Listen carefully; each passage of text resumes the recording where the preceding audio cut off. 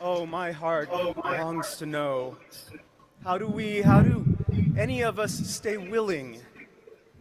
How do we stay true to what we know, to what we value, and our commitment to be the people our wider world needs? The call to stay ready and willing to tackle whatever challenges may arise is such an essential quality for us as people of faith. And yet, that call often runs up against unexpected obstacles and losses. We can feel like we're on a road, on a journey, and we're no longer even sure where we're going. 15 years ago, I was much newer in my career as a Unitarian Universalist minister. And I'd just been in a congregational search process that had not gone my way. Smitten with the congregation I was in dialogue with, I was convinced that this ministry was exactly right for me. However, I was not the candidate the congregation ultimately selected and called as their minister. I was devastated. What I thought was going to happen, what I believed was exactly right for me, exactly what I needed, didn't happen.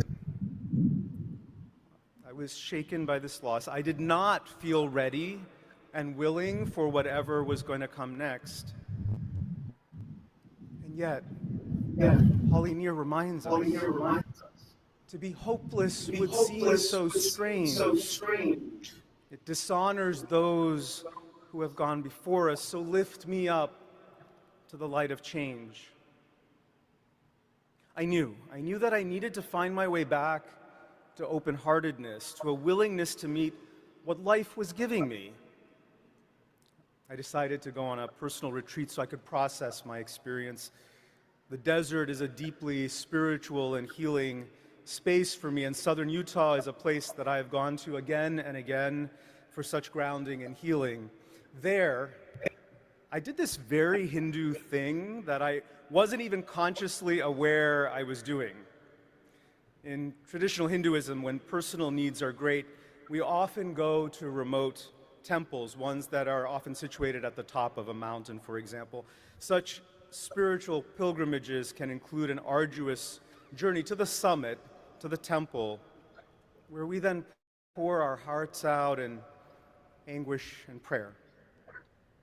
Something about the physical journey itself allows for catharsis. At Zion National Park, I found the steepest, hardest climb, in this case, up the side of a plateau, and I began climbing it. The journey up that plateau that day was challenging, one of the hardest hikes I've done.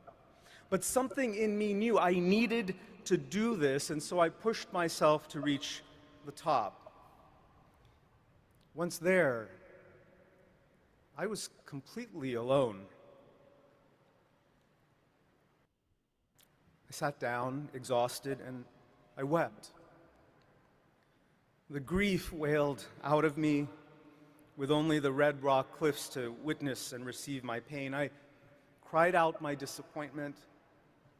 I cried for the loss of possibility, of a possible future. Just as those tears started to settle, a new round of grief seized me. Something deeper still was lurking. This pain was even greater. Underneath the ego bruising of not getting the job I wanted, I just felt so lonely. I hadn't even been aware of how lonely I was. But this deeper pain began to surface. I became conscious of it, and as I did, I began to pray through my tears. Okay, universe, so there's more learning and growing I need to do. I get that, but amidst all this hard stuff I need to figure out, is it too much to hope for companionship? Is it too much to hope for closeness and intimacy, for the love of someone who could support me on this journey? Offered in solitude to all of nature, to the sky, to the red rocks, to the earth, the prayer I didn't even know I was holding just emerged. Amidst all that was hard, all that was challenging, amidst loss and disappointment, I didn't really need the job that wasn't mine to have. What I needed to stay open and willing, as Holly Near invites us, was love and support. Similar to my experience, the pandemic has pushed us all into experiences of things that were supposed to be and were not, or are not. In that there is grief and loss. Some of our Unitarian Universalist congregations are also experiencing pandemic-era losses and changes, losses in membership, losses in the attendance of children and teens, budgetary uncertainty, staffing cuts, and reconfigurations. If your congregation has been navigating currents such as these, you are not alone. You are not alone. How do we Unitarian Universalists remain open and willing to shine the light of our love, of our faith, in the midst of ongoing experiences of change, loss, and uncertainty? How do we do that as UUs? Our transcendentalist forebear, Theodore Parker, offers us this wisdom in a sermon from 1841, The Transient and Permanent in Christianity. Quote, "If we look carelessly on the ages that have gone by, or only on the surface of things, there is reason to fear. For we confound, we confuse, the truth with the word of man. So at a distance the cloud and the mountain seem the same." How do we distinguish between the wispy cloud, fleeting and ephemeral, and the heft and solidity of a mountain that can hold us and anchor us? On top of that desert plateau, the deeper thing that my heart ached for was love and support. Isn't this what we Unitarian Universalists are all about? Caring, which is love, which is the impulse behind all the justice and equity work that we do, and support, which we bring alive through relationship, through community. These are essential Unitarian Universalist commitments, UU values that have grounded us and guided us for centuries longer than our relatively newer statement of UU principles. Our UU history illustrates these values. When our intellectual forebearer, Spaniard Michael Servetus, was burned at the stake in Geneva for heresy in 1553, he died because he cared about freedom of conscience within community. He could have privately believed whatever he wanted to believe, yet he died because some part of him longed to have his unique and independent thinking honored by others in community. When Transylvanian Unitarian minister Francis David helped articulate the first Western Edict of Religious Tolerance in 1568, it was the impulse of love brought alive, a desire to nurture mutuality, relationship, and acceptance across difference. When Henry David Thoreau sat in jail in Concord, Massachusetts in 1846 for refusing to pay taxes to a government that legitimized slavery and war, it was a love of our shared humanity that fueled his longing for equity and peace. 19th century Unitarian suffragist Susan B. Anthony marched, organized, and politicking because she valued gender equality, and an expression of that was the right for women to vote in the United States. And in the early 20th century, Unitarian Frances Ellen Watkins Harper helped co-found the NAACP as an institutional expression of a value that remains core to us as Unitarian Universalists through this day, the value of racial equity. This anchoring in deep, heartfelt values and anchoring in love and community remains our Unitarian Universalist calling card. It is the ground of being from which we have been contemporary national leaders in justice-seeking movements such as those supporting reproductive justice, marriage equality, migrant rights, and trans equality, to name just a few. Reflected in these commitments are our passion for, our collective commitment to the dignity and unique experience of every person, people who are already among us, people who are dear to us, people who we know in community. All we have to do is look at our shared history over centuries. As Unitarians, as Universalists, as Unitarian Universalists, we were not waiting on the sidelines for someone to invent a statement of UU principles in the 1960s. Drawing on our core values, we UUs have engaged with the arc of history for as long as we have existed. It is an arc not just of history, but one of forging, one of creating, one of building the history our hearts and souls have longed for.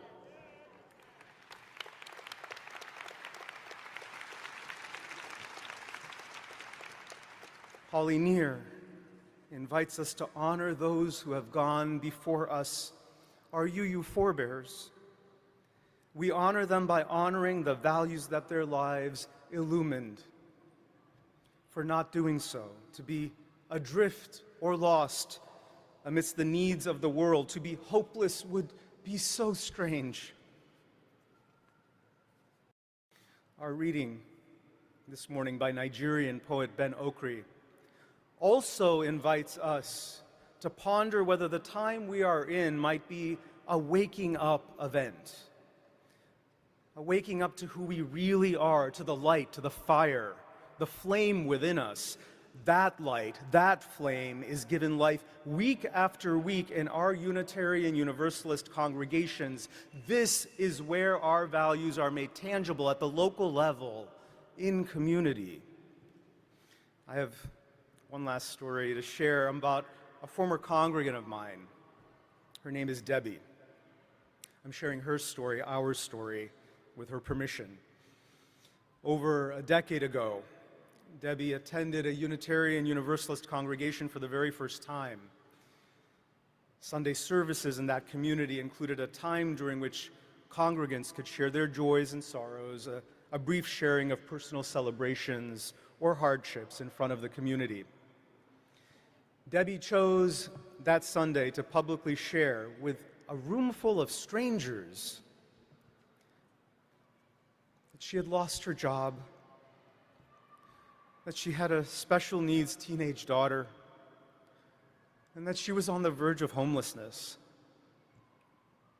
With tears in her eyes, she told us that she had turned to every resource and local agency that she could think of, and while help was coming, she didn't know where lunch or dinner were going to come from later that day. As she wept and sat back down, she asked the community to hold her and her daughter in their hearts. To be hopeless would seem so strange. Yet how does one stay open and willing when you don't know where your next meal is coming from? Following the Sunday service, Debbie stayed for the congregation's coffee hour. I watched from a distance as congregant after congregant came up to her, offered her kindness, moral support, and in some cases, money. Over and over again, community members made sure Debbie and her daughter had what they needed for that day and for the days ahead. I could see how moved Debbie was by this, these spontaneous expressions of love, caring, and generosity left me feeling so proud to be a Unitarian Universalist minister that day. I followed up with Debbie in the week ahead and was able to offer financial support more officially from the congregation's ministerial discretionary fund. And what happened next was a beautiful thing to behold. In the months and in the years that followed, Debbie and her daughter joined that Unitarian Universalist community. Her daughter became a volunteer in the congregation's nursery, taking care of the community's babies and toddlers. Debbie found a job and enrolled in an academic program to become a clinical psychologist, a goal which she achieved. She specialized in supporting the mental health of gay, lesbian, bi, queer, and trans people. Debbie went on to establish her own independent clinical practice, and that practice has now become a training site for future clinical psychologists. In a recent conversation, Debbie shared with me that on that fateful Sunday, the first time she was ever in one of our communities, she says, quote, "Unitarian Universalism saved my life." And truly, it's done more than that. It has empowered Debbie in returning the care and support that was offered to her back out to the world many times over.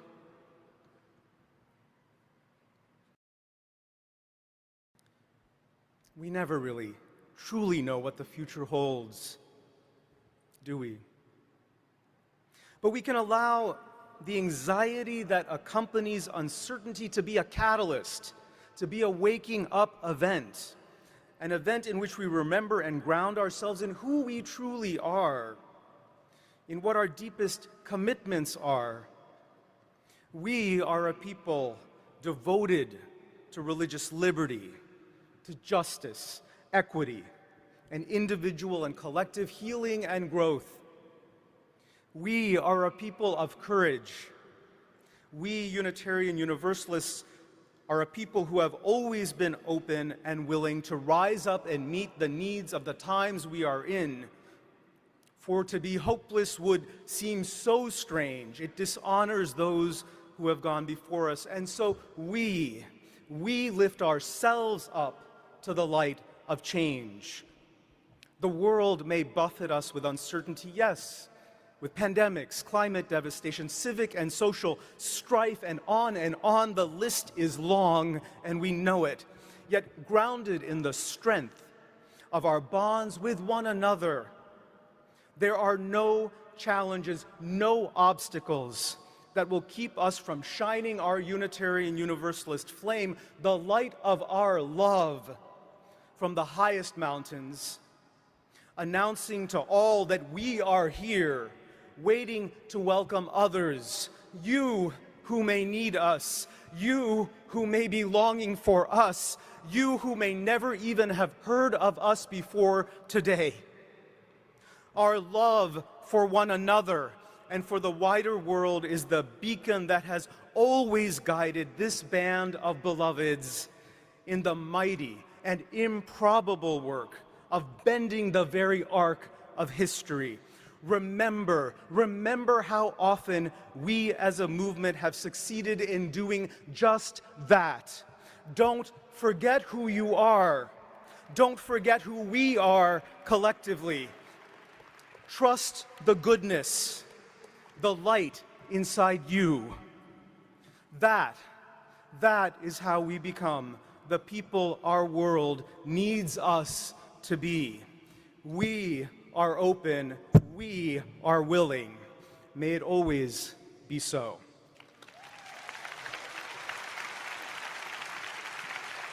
Thank you all very much for coming. If you'd like to stay for a few moments, I'll open it up for any discussion. If you can go ahead and sit down if you don't mind. This is something a little bit different. Does anyone want to have anything they would like to say or ask about GA or about the recording today?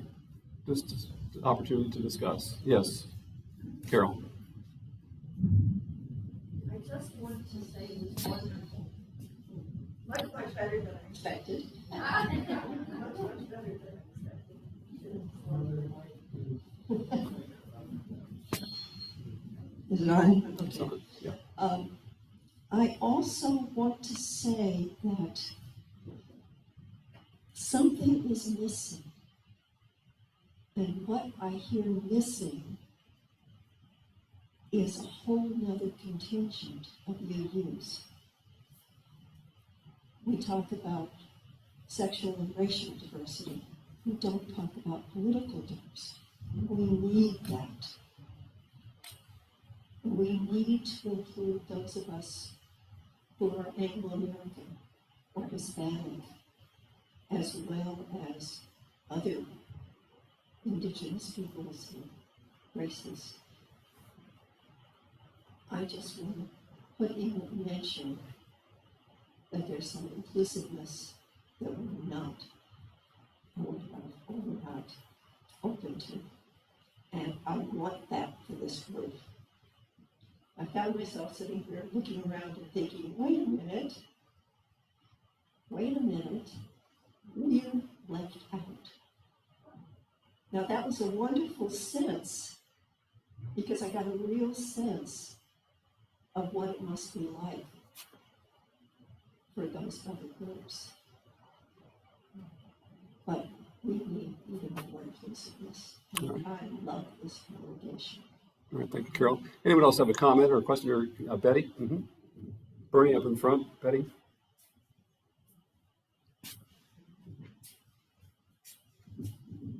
Thank you. Having been to GA myself many years ago with Susie Lockwood, it was a very powerful, wonderful experience, and something that I will never forget. And hopefully someday in the future I'll get to go again.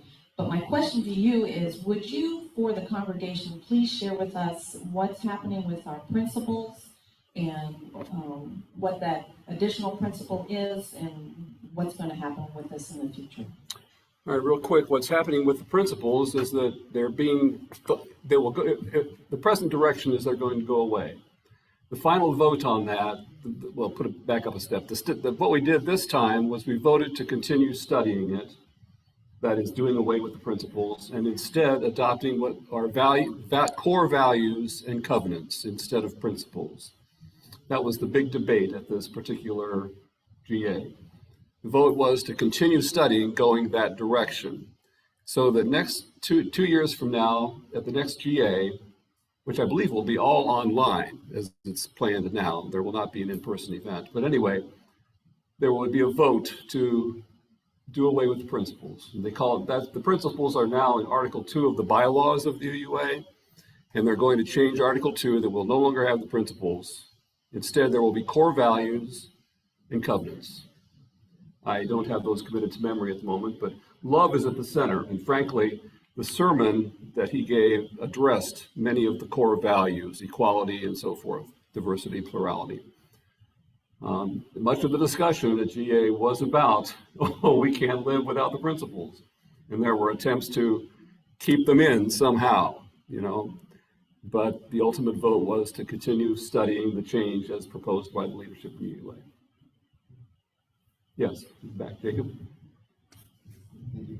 So I know you said you don't have them all committed to them, et cetera, just yet because they're also still being revised. Do you know how similar the language between the principles and the core values will be? And in addition to that, is there going to be some sort of loophole or something included to the bylaws to allow UUs individually to add to their own principles or list of core values? Yeah, that's a really good question.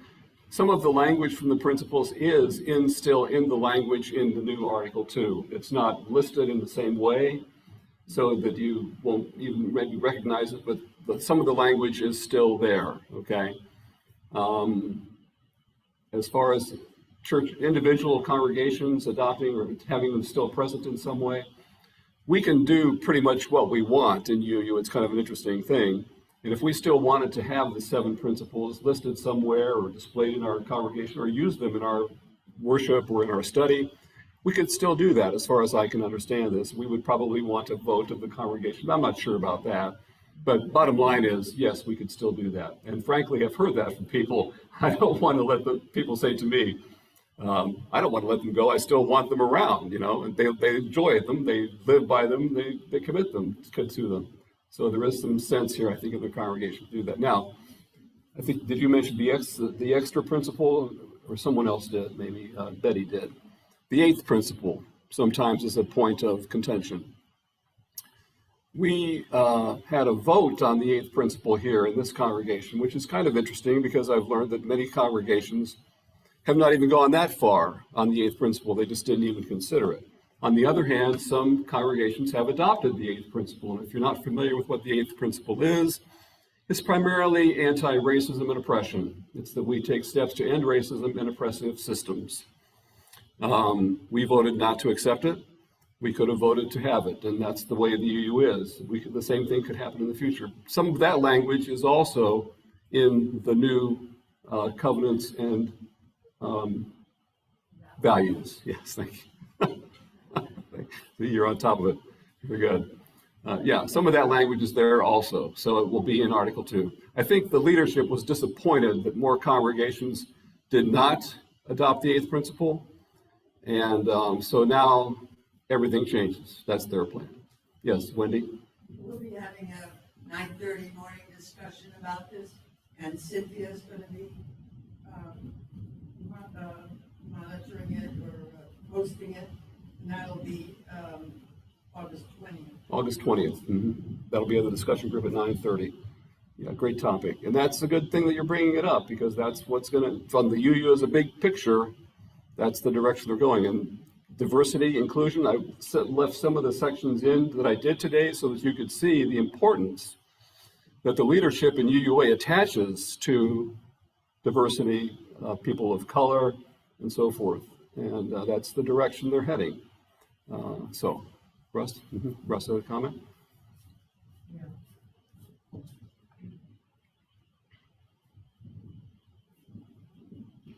I just wanted to say that those of you who know your history know that we haven't always had the 7 principles. The 7 principles actually started out as 6 principles, and it was later modified, and the 7th principle wasn't even really shaped into what it is until I think it was the 1980s sometime, and that was largely at the insistence of some women who were feminists and who had a particular point of view.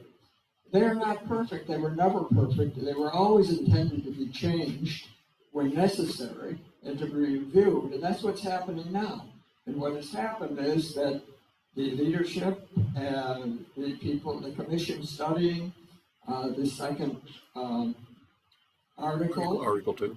Has written some very interesting stuff about the 7 principles and about the direction that we might go in. That stuff is available. We have a couple of books in our library that do some explanation of that. The other thing I wanted to say was that this service is available on YouTube. So if anyone wants to take a look at it, it's much longer than the condensation, what is that word? Condensed version. The condensed version that we had, that we saw today, and often very moving, and the sound is wonderful if you have a sound bar or something, much better than the teeny sound that we're getting here over our TV speakers. Very good. Thank you. Any other comments, questions? Yes. Chris.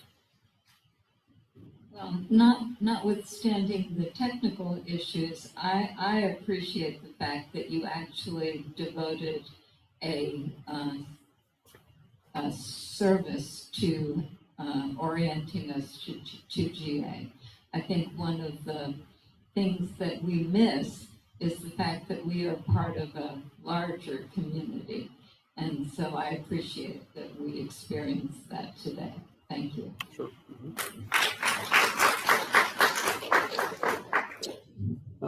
Could we see the gallery, Dustin, and just ask, does anyone else on Zoom have anything they'd like to raise?